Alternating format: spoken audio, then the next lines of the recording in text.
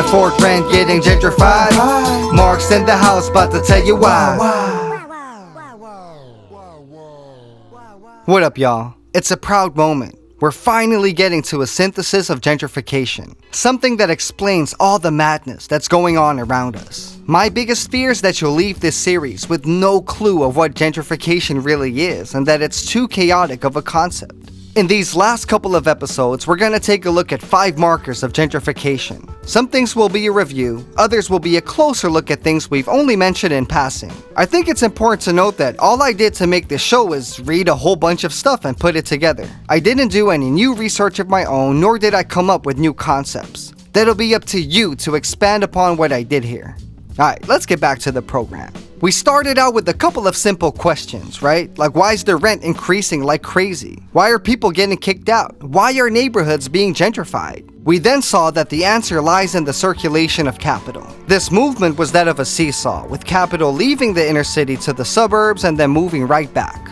The seesaw opens up a rent gap, and the moment the rent gap closes is when gentrification happens. This is a simple explanation, right? And we could have left it at that. I mean, this is ultimately what gentrification is. But as gentrification spread at a rapid pace worldwide, we needed to expand our theory. We saw that gentrification was part of a massive global circuit switch. And this circuit switch in turn was a response to capitalist crises, which happen all the time. Looking at US history specifically, we located gentrification as the second major circuit switch, the first one being suburbanization. We then saw that the classic pattern of investment, disinvestment, reinvestment doesn't always hold up. People in slums invest mad money into their own housing, but there's still a rent gap that causes massive land grabs. In fact, circuit switching can lead to anything from block-by-block displacement to land grabs displacing hundreds of thousands of people. The displacement of working-class people, peasants, and the lumpen proletariat is at the heart of capitalism. And what follows is probably the most important point of the show.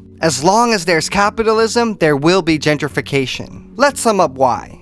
1. Capitalism leads to uneven development. This uneven development is caused by a tension between differentiation and equalization. This tension itself is caused by capital movement, because capital itself differentiates and equalizes. Let's look at the differentiation part first. The rent gap is a great example. A seesaw of capital goes to where the rate of profit is the highest, then moves on, after which there's capital depreciation.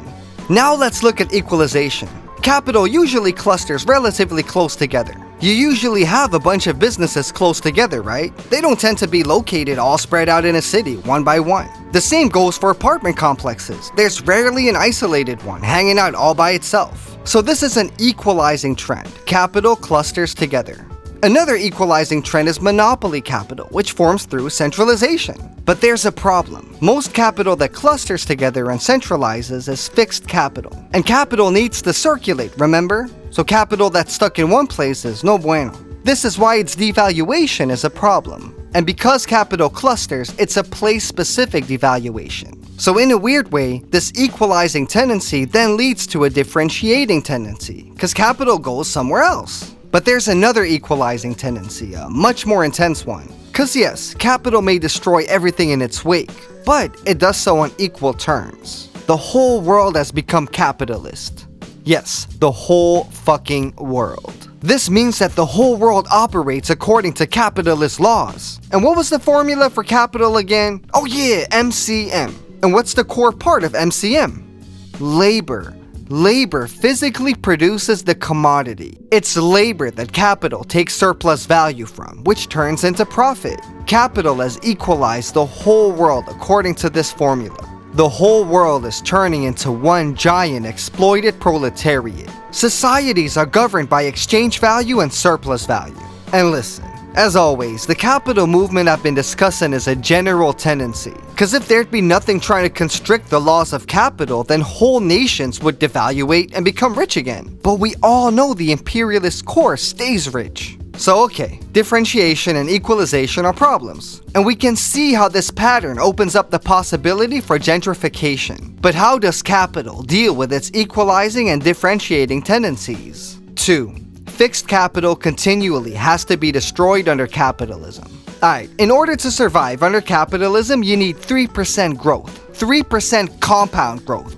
That's a lot of fucking growth. You need new profit, new surplus absorption. It's crazy out here. How do we do it? Destruction, war. You blow up something with stuff you've produced. Damn, looks like you fucked up some capital with capital. Time to put some new capital in there. It's great. You got a new machine to produce shit? Well, technology's always developing, so fast forward 1 year and it no longer works fast enough to keep up with the competition. Destroy it. Now you got a new machine. Doesn't work fast enough? Destroy it. More. There's a capitalist crisis. Time to circuit switch. Where? Man, there's all this shit that we've built. There's no more space. Not a problem. Destroy it. Blow up that bridge. Build a new one. Destroy that neighborhood and build a highway through it. We're capitalists. None of this shit makes sense. Oh wait, there's bougie people living there? Abort mission, you dumbass. Creative destruction only applies to working class spaces. And we're living in this shit right now. Urban restructuring happens most during a capitalist crisis. And the faster we get out of a crisis, the less excess capital gets destroyed. The less excess capital gets destroyed, the less room there is for revival of long-term capital growth. This shit sucks. 3. Capitalism resolves its crises through circuit switching.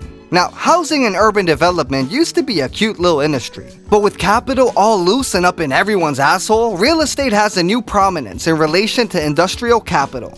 And as we've seen throughout the series, city centers are essential for circuit switching. And that's why most city centers worldwide have seen major changes in the last couple of decades. The rate of profit's always falling everywhere, and circuit switching is one of the most important means to check that shit. Profit is taken from land rent more and more. And this doesn't mean there's no more profit extracted from labor, after all, this is still where value comes from, but that the scales at which both happen are slowly switching. That's it for this week. Thanks so much for watching, y'all. Peace and solidarity. Space Baby out.